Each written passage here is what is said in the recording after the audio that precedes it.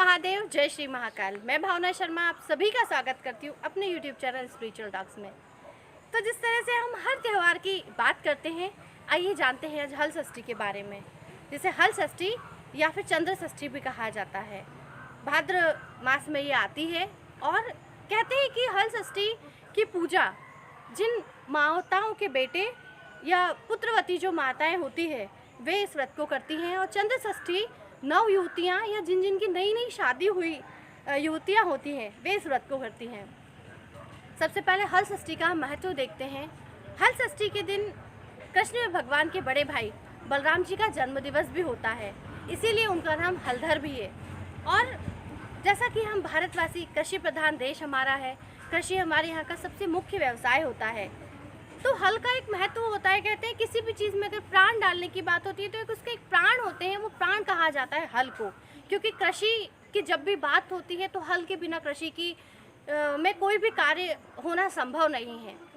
तो इसलिए एक कहते हैं ना, कृषि का महत्व दिखाने के लिए या किस महत्व के साथ कृषि को किया जाता है या हल का उसमें कितना महत्व है, इस उद्देश्य से भी हल षष्ठी को बहुत ज़्यादा मान्यता प्राप्त होती है। अब जैसा कि हमने कई बार आपको बताया कि लोकोक्तियों वाली कथाएं या फिर पौराणिक कथाएं बहुत सारी होती है।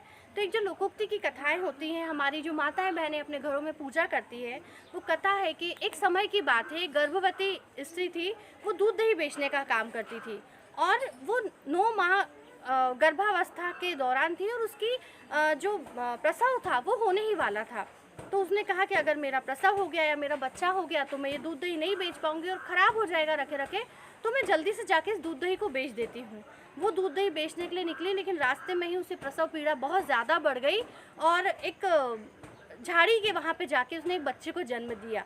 अब उसने सोचा कि अगर मान लो मैंने ये दूध दही अभी नहीं बिका तो फिर ये ख़राब हो जाएगा, तो मैं एक काम करती हूँ, उसने बच्चे को एक वहीं झाड़ियों से ढाक के और ज़मीन में रख दिया और वो दूध दही बेचने चली गई।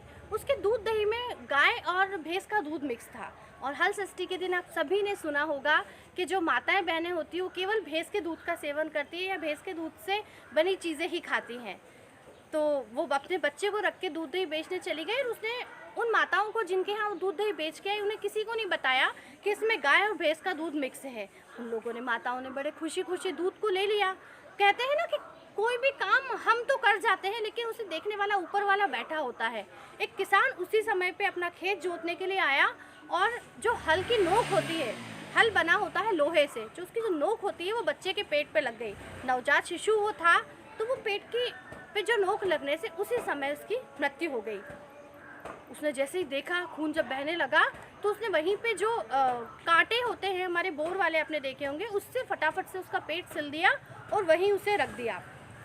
माताएं दूध दही वो बेच के आ गई थी, वो जैसे ही रास्ते में आई तो उसने देखा कि उसका बच्चा वहाँ पे पड़ा हुआ है और उसको मन में बड़ी ग्लानि हुई और वो ये समझ गई कि मैंने इनके साथ धोखा किया, छल किया, उन लोगों का व्रत खराब किया, पाप मुझे लगेगा। तो मैं एक काम करती हूँ, गांव में जाके फटाफट से सारी माताओं को बोल देती हूँ कि आप ये दूध दही का सेवन मत कीजिएगा, इसमें गाय और भैंस का दूध मिला हुआ है।